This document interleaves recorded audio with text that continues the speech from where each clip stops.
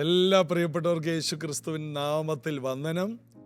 അങ്ങനെ നമ്മൾ 7-ാം മാസമെന്ന ജൂലൈ മാസത്തിലേക്ക് 2025 നമ്മൾ ഈ പുതിയ മാസത്തിലേക്ക് സ്റ്റെപ്പ് വെച്ചു. കഴിഞ്ഞ മാസം ദൈവം നമുക്ക് വിശ്വസ്തനായിരുന്നു. നമ്മുടെ ഓരോ ദിവസവും കർത്താവിൻ്റെ ദൂതന്മാരുടെ കാവലിൽ, അത്യുന്നതൻ്റെ മറവിൽ, സർവശക്തൻ്റെ നിഴലിൻ്റെ കീഴേ നമ്മളായിരുന്നു. പോയിടത്തെല്ലായിടത്തും പൗലോസ് പറഞ്ഞ പോലെ ജയോത്സവമായി നമ്മെ നടത്തി. നാം ചോദിച്ചതിലും നനച്ചതിലും അത്യന്തപരമായിട്ട് കർത്താവ് നമ്മെ നടത്തി. തൻ്റെ ധനത്തിനൊത്തവണ്ണം ക്രിസ്തുവേശുവിൽ എല്ലാ കാര്യവും കർത്താവ് പൂർണ്ണമായിട്ടും നമ്മുടെ കാര്യങ്ങളിൽ ഇടപെട്ടു എന്ന് പറഞ്ഞ് ഞാൻ എൻ്റെ കർത്താവിനെ സ്തുതിക്കുന്നു. അതെൻ്റെ സാക്ഷ്യമാണ്. നിങ്ങൾ ഇത് തന്നെ പറയും എന്ന് ഞാൻ വിശ്വസിക്കുന്നു. അതുകൊണ്ട് ജീവിതത്തിൽ വരുന്ന എല്ലാ സാഹചര്യങ്ങളും നമുക്ക് നന്മയായിട്ട് മാറും. ഞാനിങ്ങനെ വായിച്ചിട്ടുണ്ട്, കഠിനമായ സമയങ്ങൾ ശരിയായ സ്നേഹിതന്മാരെ തിരിച്ചറിയാനുള്ള അവസരങ്ങളാണ്. കഠിനമായ സമയങ്ങൾ വരുമ്പോഴാണ് ശരിയായ സ്നേഹിതന്മാരെ നമുക്ക് കാണാൻ കഴിയും. സദൃശവാക്യത്തിൽ ഇങ്ങനെയാണ് പറയുന്നത്, സ്നേഹിതൻ എല്ലാ കാലത്തും സ്നേഹിക്കുന്നു, അനർത്ഥകാലത്ത് അവൻ സഹോദരനായി തീരുന്നു. ഇന്ന് ഞാൻ നിങ്ങളുടെ മുമ്പിൽ ഇരിക്കുമ്പോൾ ഇത് എൻ്റെ ഒരു സാക്ഷ്യമാണ്. നമ്മുടെ ജീവിതത്തിൻ്റെ കഠിനമായ സമയങ്ങളിൽ നമ്മെ എല്ലാവരും ഇട്ടേച്ചു പോകും. എനിക്കുണ്ടായിരുന്ന അനവധി സ്നേഹിതന്മാർ ഫോൺ വിളിച്ചാൽ എടുക്കാത്ത സ്നേഹിതന്മാരായി മാറി. കണ്ടാലും വെറുതെ ഹായ് പറഞ്ഞ് മാറിപ്പോകുന്നവരായി മാറി. അവസാനം, ജീവിതത്തിൻ്റെ അവസാനം വരെ കൂടെ നിൽക്കാമെന്നൊക്കെ പറഞ്ഞ ആൾക്കാർ പോലും കണ്ടിട്ട് കാണാതെ പോയ, അർദ്ധപ്രാണനായി കിടക്കുന്ന മനുഷ്യൻ്റെ അരികിലൂടെ പോയ പുരോഹിതനെ പോലെ, ലേവിനെ പോലെ കടന്നു പോയപ്പോൾ നല്ല ശമരിയക്കാരനെ പോലെ ഓടി വന്ന് താങ്ങി, മുറിവ് കഴുകി കെട്ടി, എണ്ണയും വീഞ്ഞും പകർന്ന്, വാഹനം മൃഗത്തിൽ കയറ്റി സുരക്ഷിതമായ ഒരു സ്ഥലത്ത് കൊണ്ടുവന്നാക്കിയ ചില നല്ല സ്നേഹിതന്മാരെ തക്ക സമയത്ത് കാണാനിടയായി. അവരെ നമുക്ക് പ്രാണസ്നേഹിതൻ എന്ന് വിളിക്കാം. സ്നേഹിതൻ എല്ലാ കാലത്തും സ്നേഹിക്കും. അനർത്ഥകാലത്ത് അവൻ സഹോദരനായി തീരും. അപ്പോൾ നമ്മുടെ ജീവിതത്തിൽ വരുന്ന പ്രതിസന്ധികൾ കൊണ്ട് നമുക്കുണ്ടാകുന്ന ഗുണം, നല്ലതും തീയതും നമുക്ക് വേർതിരിച്ചറിയാൻ കഴിയും. നമുക്ക് കുറച്ച് നന്മയൊക്കെ ഉള്ളപ്പോൾ നമ്മുടെ ചുറ്റും കൂടാൻ ഒത്തിരി പേരുണ്ടെന്നേ. എന്നാൽ നമ്മുടെ അനർത്ഥകാലത്ത് ഫോൺ സ്വിച്ച് ഓഫ് ചെയ്ത്, ബ്ലോക്ക് ചെയ്ത്, ഒരു ചോദ്യത്തിന് പോലും, ഒരു ഓഡിയോ മെസ്സേജ് ഇട്ടാൽ പോലും മറുപടി കാണാത്ത പോലെ നടിച്ച്, ഇട്ടിരുന്നോ, ഞാൻ അറിഞ്ഞില്ല കേട്ടോ എന്നൊക്കെ പറയുന്ന കുറേ പേരുടെ നടുവിൽ ഇങ്ങോട്ട് വന്ന് നമ്മെ സഹായിക്കുന്ന നല്ല സ്നേഹിതന്മാരെ കർത്താവ് നമുക്ക് തരും. ഈ പുതിയ മാസം ഞാൻ നിങ്ങളോട് അങ്ങനൊരു സ്നേഹിതനെ കുറിച്ച് പറയട്ടെ. അത് യേശു കർത്താവാണ്. ഒന്നാമത്തെ നമ്മുടെ സ്നേഹിതൻ കർത്താവായ യേശുവാണ്. എല്ലാവരും നമ്മളെ ഇട്ടേച്ചു പോയപ്പോൾ, യോഹന്നാന്റെ സുവിശേഷം 9-ാം അധ്യായത്തിൽ ഒരു മനോഹര വാക്യമുണ്ട്. അവനെ പുറത്താക്കി എന്ന് യേശു അറിഞ്ഞപ്പോൾ അവൻ്റെ അടുക്കൽ വന്നു. അത് യേശു എല്ലാവരും നമ്മളെ പുറത്താക്കുമ്പോൾ, എല്ലാവരും നമ്മളെ വേണ്ടെന്ന് വെക്കുമ്പോൾ, നമ്മുടെ ഏകാന്തതകളിലെ വരുന്ന കർത്താവ് പത്മോസിൽ യോഹന്നാന്റെ അടുക്കലേക്ക് ഏകനായിരിക്കുമ്പോൾ കർത്താവ് ഇറങ്ങി വന്നു. ഇതുപോലെ കർത്താവ് നിങ്ങളുടെ ഏകാന്തതകളിൽ ഇറങ്ങി വന്ന് നിങ്ങളോട് സംസാരിപ്പാൻ കർത്താവ് മതിയായവനാണ്. കർത്താവിൽ ആശ്രയിക്കാം, വിശ്വസിക്കാം, ചേർന്ന് പാടി നമുക്ക് യേശുവിനെ ആരാധിക്കാം. Oh Lord, you're beautiful.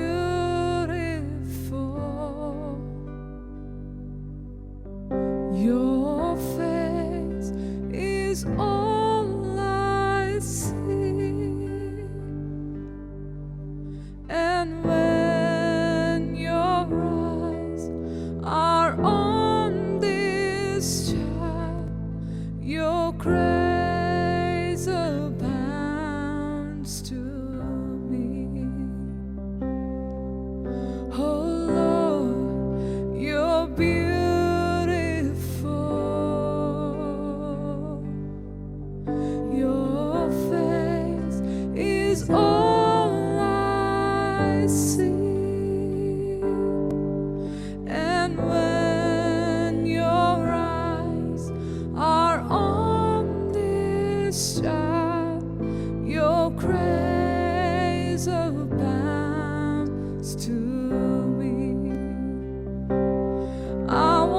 take your word and shine it all around. First help me just to live it, Lord.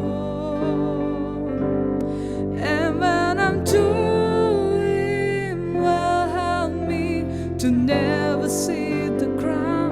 For my reward is bringing glory to you, Lord. Oh Lord, please light the fire that once burned bright and clear. Replace the lamp on my first love that burns with holy fear. Oh Lord, please light the fire that once burned bright and clean. Replace the lamp on my first love that burns with holy fear. Oh, beautiful, oh Lord, you're beautiful.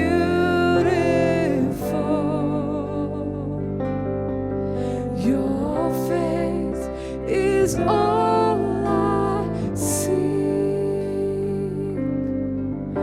And when your eyes are on this child, your grace abounds to me. Oh Lord, you're beautiful.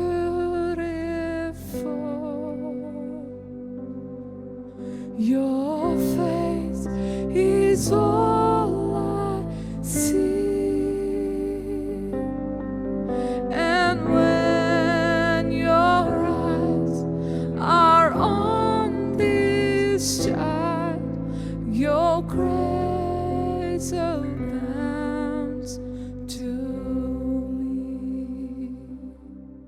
അപ്പോസ്തല പ്രവൃത്തി 5-ാം അധ്യായത്തിൻ്റെ 16-ാമത്തെ വാക്യം ആണ് ഇന്ന് നമ്മൾ ധ്യാനിക്കുന്നത്.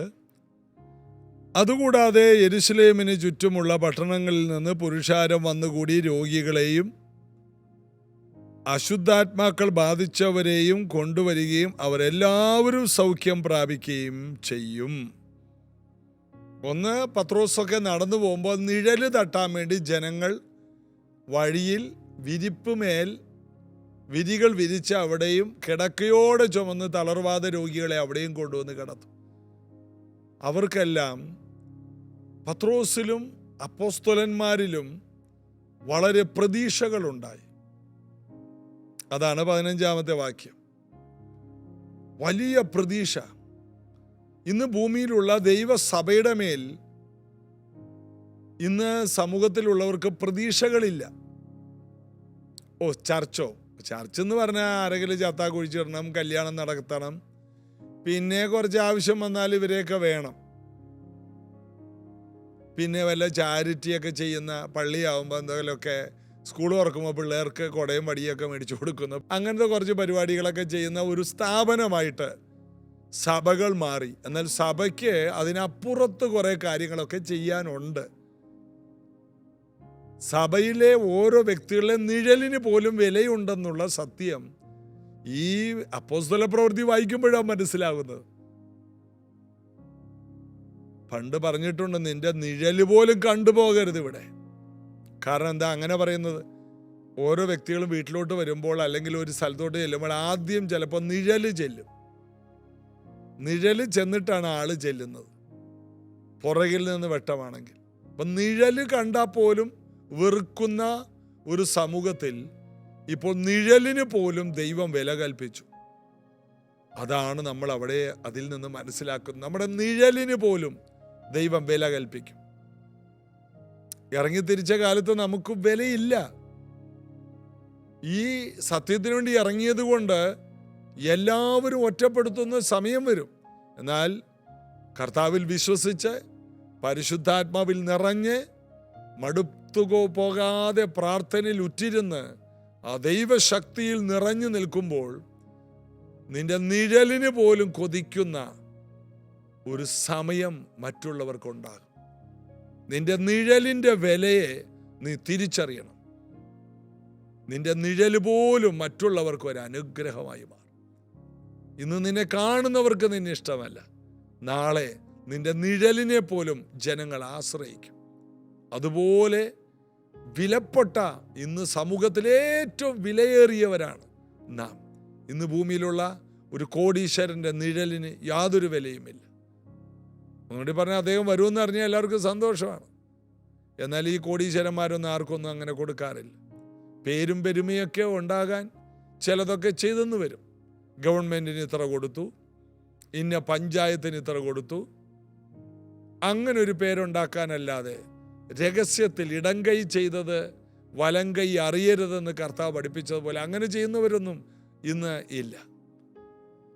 എന്നാൽ ഒരു ദൈവ പൈതലിൻ്റെ കയ്യിൽ ഒന്നുമില്ലെങ്കിലും ഒരു ദൈവ പൈതൽ പറയുന്നൊരു വാക്കുണ്ട്, വെള്ളിയും പൊന്നും എൻ്റെ കയ്യിലില്ല, എന്നാൽ എൻ്റെ നിഴല് പോലും വിലയേറിയതാണ്. അങ്ങനെ നിഴലിൽ കൊണ്ടുവന്ന് കിടത്തുന്ന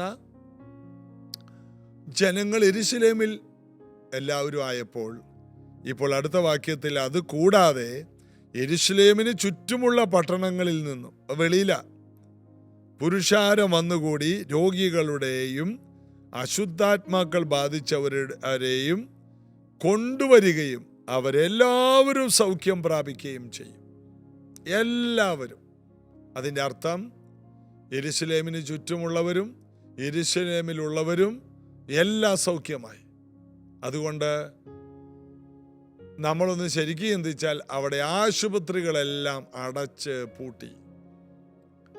നേഴ്സുമാർക്ക് ഇഞ്ചക്ഷൻ ചെയ്യണ്ട, ജോലി ചെയ്യണ്ട, ഹോസ്പിറ്റലിൽ രോഗികൾ വരുന്നില്ല. മാസങ്ങൾ ആശുപത്രിയിൽ കിടന്നവരൊക്കെ ഇവരുടെ നിഴലുകൊണ്ട് തന്നെ സൗഖ്യമായി വീട്ടിൽ പോയി. യെരൂശലേമിൽ ഒറ്റ രോഗിയില്ല.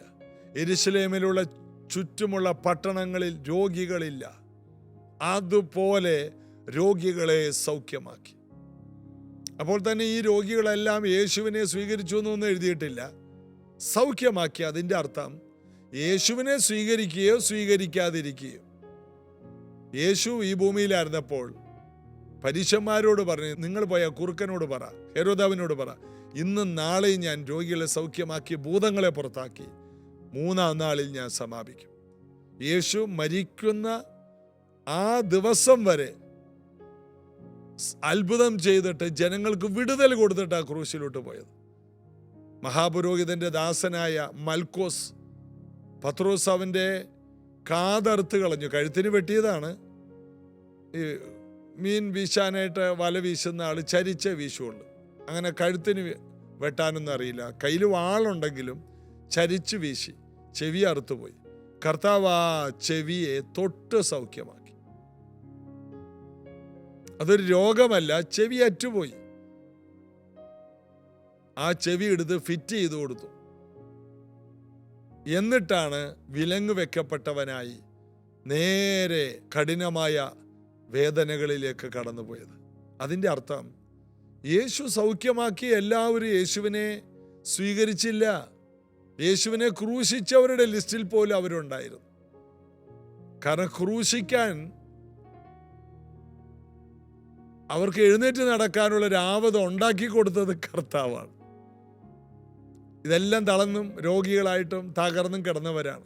ഇപ്പൊ എഴുന്നേറ്റ് നിൽക്കാം. യേശു കാരണം അവനെ ക്രൂശിക്കുക, അവനെ ക്രൂശിക്കുക എന്ന് പീലാത്തോസിന്റെ മുമ്പിൽ ശബ്ദമുയർത്താൻ ഇവന്മാരിൽ പലരും നാവില്ലാത്തവരായിരുന്നു, ഊമരായിരുന്നു, ചെകിടന്മാരായിരുന്നു. ചെവിയും കേട്ടുകൂടെ സംസാരിക്കാനും ആവതില്ല. എന്നാൽ യേശു അവരുടെ ചെവിയും സൗഖ്യമാക്കി, നാവും സൗഖ്യമാക്കി.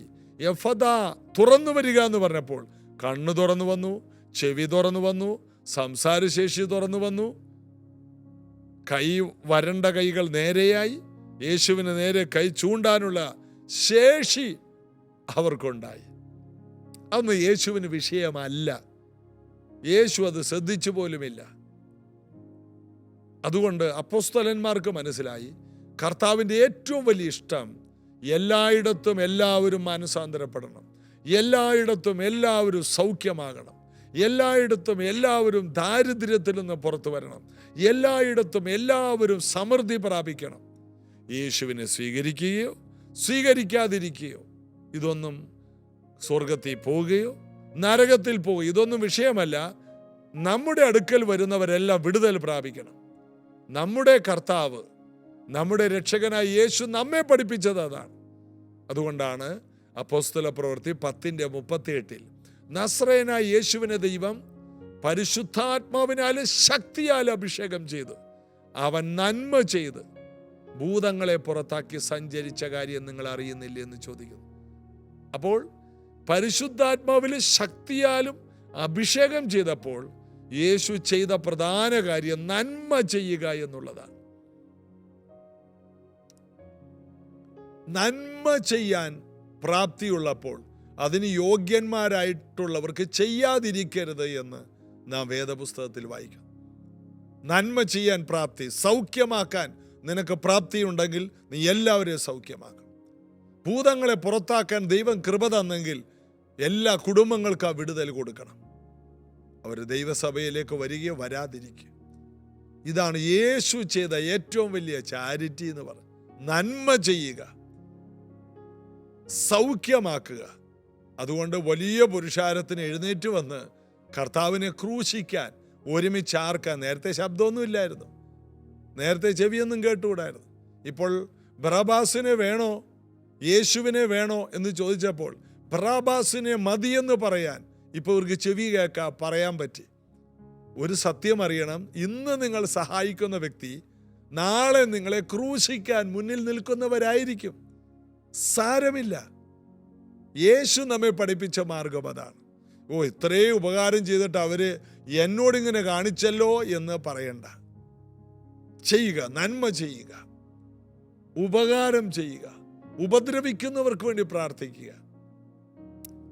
നന്മ ചെയ്യാൻ പ്രാപ്തിയുള്ളപ്പോൾ അതിന് യോഗ്യരായിട്ടുള്ളവർക്ക് വേണ്ടി അത് ചെയ്യുക. എല്ലാവർക്കും നന്മ ചെയ്യുക. ഇതാണ് ക്രിസ്തീയ മാർഗം.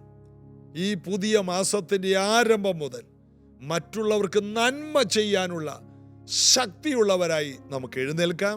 ഇന്നു മുതൽ ഈ രാജ്യത്തിന് നമുക്ക് നന്മ ചെയ്യാം, ഈ ഗവൺമെന്റിന് നമുക്ക് നന്മ ചെയ്യാം.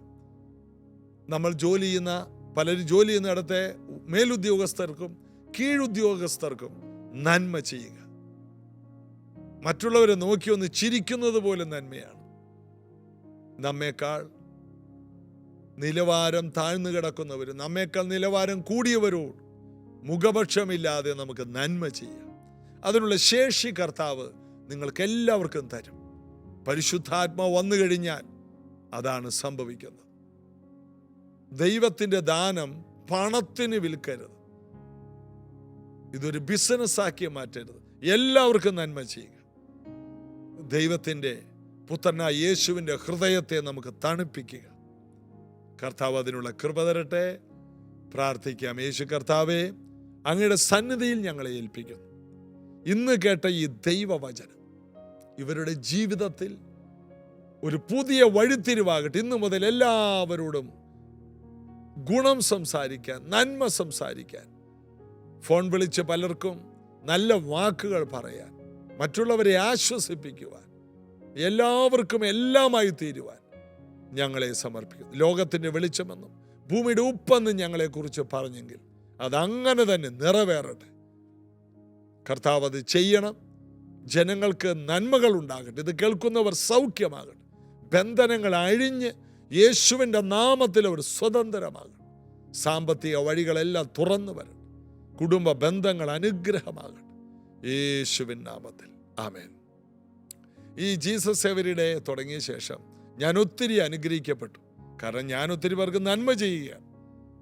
തളർന്ന് ക്ഷീണിച്ചിരിക്കുന്നവർക്ക് നന്മ ചെയ്യുമ്പോൾ നമുക്കുണ്ടാകുന്ന ഒരു സന്തോഷം. ഇത് ജീസസ് എവരി ഡേ ആരംഭിച്ച ശേഷം എൻ്റെ ഒത്തിരി വഴികൾ തുറന്നു. കാരണം എത്രയോ പേർക്ക് ഈ പ്രാർത്ഥന ഒരു മറുപടിയാണ്, അനുഗ്രഹം. എൻ്റെ കൂടെയുള്ളവർക്ക് ഒത്തിരി അനുഗ്രഹമുണ്ടായി. അതുകൊണ്ട് നമുക്കെല്ലാവർക്കും കർത്താവിന് വേണ്ടി, കർത്താവിൻ്റെ നാമത്തിന് വേണ്ടി ഏറ്റവും നല്ല കാര്യങ്ങൾ ചെയ്യാൻ പ്രാപ്തി യേശു തരട്ടെ. നാളെ ഇതേ സമയത്ത് വീണ്ടും നമുക്ക് കാണാം. God bless you.